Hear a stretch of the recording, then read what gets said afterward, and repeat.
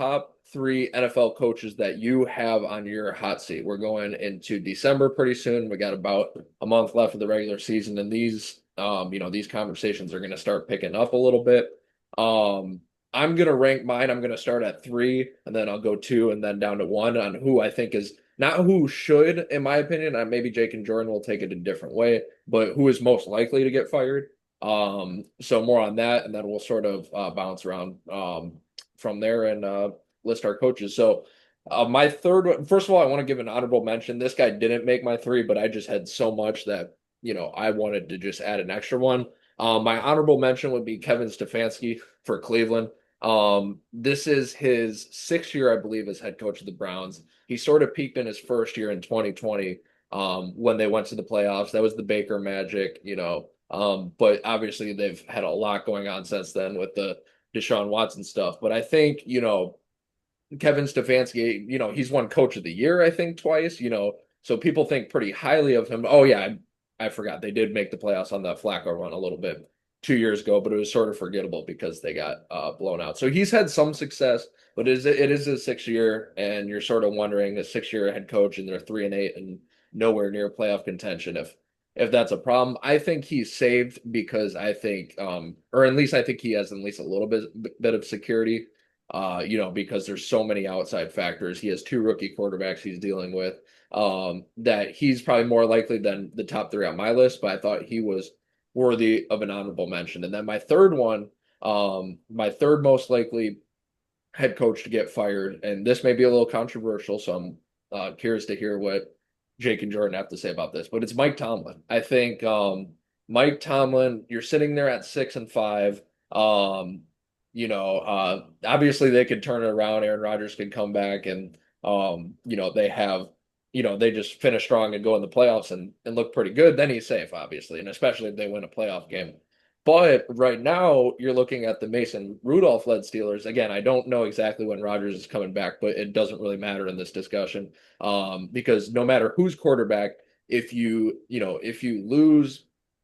say finish 8-9, 9-8, miss the playoffs again, I believe that is starting to wear very thin in Pittsburgh. Pittsburgh's a team that does not accept mediocrity for too long. They expect excellence, and I think the pressure is starting to get there. So I think if he finishes like 8-9, 9-8, which it looks like they're on the road to doing, Mike Tomlin will be my first guy on the hot seat. So I'll throw it to Jordan. What's one coach you have on the hot seat? All right, so I'll take it the same route as Evan. I'll go 3-2-1 in terms of coaches that I believe should be fired. And number three, again, I'll go with Mike Tomlin as well, which is the one I thought I might get a little bit of flack for, backlash, as some people call it. Um, Pittsburgh, I'm in the belief that the only thing keeping him in a head coaching job is his streak of winning seasons. I believe, which is I don't even remember how many it is. It just seems like it's gone on forever. And at some point, Pittsburgh's a proud sports city with the Pirates, Penguins, and Steelers. And like Evan said, at some point, Pittsburgh just has to cut the plug with Mike Tomlin. And they just won't accept mediocrity. Aaron Rodgers, I know he's Aaron Rodgers whenever he comes back. But he's 41 years old, I believe, and I just don't think he's got that much left in the tank. So to me, the Steelers are going to finish around 8-9, 9-8. So that just makes it a very tough decision. Yes, Mike Tomlin might keep his winning season streak alive, but at what point do the Steelers say, "Okay, let's move on"? It's not you, it's us, but it's mostly you. Yeah, and I totally agree with that, guys. But I think number three on my list is Kevin O'Connell in Minnesota. The Vikings sitting there at 4-7. He has one of, if not the worst quarterback in the NFL in J.J. McCarthy. I mean, I was defending this guy coming out of college, but ultimately, JJ is one of the worst quarterbacks in the NFL right now, if not the worst. I saw a video this morning that JJ McCarthy was the second to last quarterback in NFL history just under Jamarcus, just over Jamarcus Russell. And, me giving that I've never seen Jamarcus Russell play. So this guy goes as far as saying JJ McCarthy's the worst quarterback that he's ever seen on the football field. I do have to disagree with that at that point because most people have also seen Nathan Peterman on the football field, and Hey, Kurt, show some love to Curtis Why is Painter, Nathan Nathan Peterman Peterman. catching Yeah, a stray? because we're talking about worst quarterbacks. I I think it's understand that, but yeah. this man should not be catching a stray. No, he absolutely should. He's talking about worst quarterbacks I've ever seen. I agree. JJ McCarthy isn't literally the worst talented quarterback I've ever seen, but he's playing awful. But yeah, I yeah, mean, yeah, JJ's just playing as the worst quarterback that the worst quarterback right the season as of right now, if not the worst quarterback that is in the NFL right now. No, but I was defending this dude coming out of college. He's just playing horrible. But at what point, Kevin O'Connell, at what point do you look to your rookie quarterback out of Minnesota and just be like, well, we're not developing JJ McCarthy. He's got to go to another team. He can't play on Minnesota. I got to keep my job. At what point do you say that? So at number three, I got Kevin O'Connell. yeah, I don't. It should. I will just say that's a very interesting pick too. I will say it's amazing in the NFL. Like you can go from 14-3 to like having that magical Sam Darnold season to a season like this. It changes quick in the NFL, and yeah, Kevin O'Connell will definitely have to adapt. So, couple interesting picks to start. My second one is going to be a more common one. I've got Mike McDaniel on my second to potentially get fired. Yes, I know the Dolphins owner came out and said he has confidence in McDaniel, and that's at least to finish the season. We'll see how it goes. Could Mike McDaniel technically still save his job? Yes, they're playing better ball right now. They're 4-7. If they went on a little bit of a run, I think it'd be, they've already fired the general manager. I think it'd be hard to clean house that way too if they went on a little bit of a run. But Mike McDaniel has had usually you'll see this with coaches. He's been there for 4 years now. He hasn't made the playoffs in 2 years, but there's also been constant pressure to fire him, Mike McDaniel, since literally week one of this season. Like, usually sometimes fan bases will get mad like late in the season and say this guy should get fired. And sometimes it happens, sometimes it doesn't. Mike McDaniel has had constant pressure. So if I'm gonna say if they finish 7-10 or below, he's gone. Especially as they sort of get a new regime in Miami. So he'd be my second one. All right, so I wanted to say Mike McDaniel, but I don't feel like I don't feel like he's all to blame right now. I mean, I think a lot of it's on him, but I'm actually going to go with one that, again, I might get a bit of flack for. I'm going to say Sean McDermott in Buffalo. Um, it you've had What's weird is if you think about it, the Patriots dynasty, quote unquote, died in 2019, which means that, the Bills, they basically have the division. I mean, what were the Dolphins and Jets going to do? No offense, Jake, but what were they going to do in that time frame? You had Buffalo winning, I believe it was five straight AFC East titles. Does not look like it's going to be six this year. Um, and they made playoff runs four of those five times, I believe it was. They made the AFC title game, divisional round a few times, did not win any of them. I understand that, like the Bills, I understand what the Bills are, but I mean, Sean McDermott, at some point, you got to win these big games. Oh, no offense taking the Dolphins sucking. I know that. Um, I wouldn't go as far as saying that Mike McDaniel should be fired this year, Evan. I think the more the problem is just the Dolphins roster as it is. Dolphins just don't have a talented roster right now. Tua's not playing great. Jalen Waddle's been coming out the last couple of weeks. He's been playing okay. A-Chain has obviously been okay. Two players are not going to make your whole roster though. So I think in the offseason or even via the draft, Dolphins need to go out, get enough quarterback, get, weapons on the outside, get an offensive line that will actually protect a quarterback because, as many people say, Tua will actually die behind this offensive line. Um, But yeah, no, I don't agree with Mike McDaniel being fired. My number two is Aaron Glenn in New York. I think that, you know, and this might catch a couple strays because this is Aaron Glenn's, I believe, second year First year. and first year in New York. But I think that, his game plan just obviously isn't fitting the winning criteria anymore. Justin Fields, you know, he he's only attempted 204 passes in 9 games this year.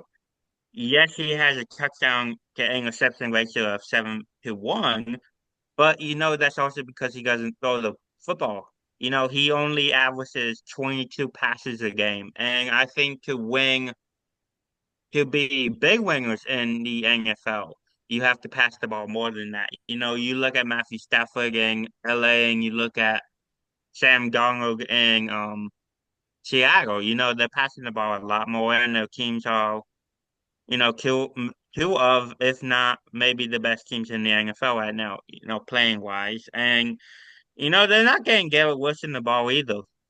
Um, he only has 36 catches in 7 games, which I think evens out to a average of 5 catches a game. So they're just not getting him the ball, and he has 4 touchdowns this year. So they're getting the ball to, their explosive playmaker in the backfield, Breece Hall. But you look at Breece Hall, he's only got 2 touchdowns this year in 11 games. That's not going to win you a ton of football games if you decide to win the ball every play, which it looks like Aaron Glenn does. Yeah, no, definitely. All right, my number one coach most likely to get fired is Jonathan Gannon of the Arizona Cardinals. And I think when, at least the way I was looking at it, you look at a lot of coaches on these hot seats, and the two I listed, for example, Mike McDaniel and Mike Tomlin, those are coaches who have had past success. They've made the playoffs. And you look at other teams that haven't, maybe coaches who haven't had a lot of success. But like they're surrounded by just a terrible roster. I think maybe the Jets might even be an example of that, or a very young roster, sort of like the Browns, like I mentioned. But you look at the Cardinals, you've got a seventh-year quarterback in Kyler Murray. You've got veteran leadership on the defense. I believe with Buda Baker still there, and other you've got tons of pieces around. And then here you've got Jonathan Gannon in his third year.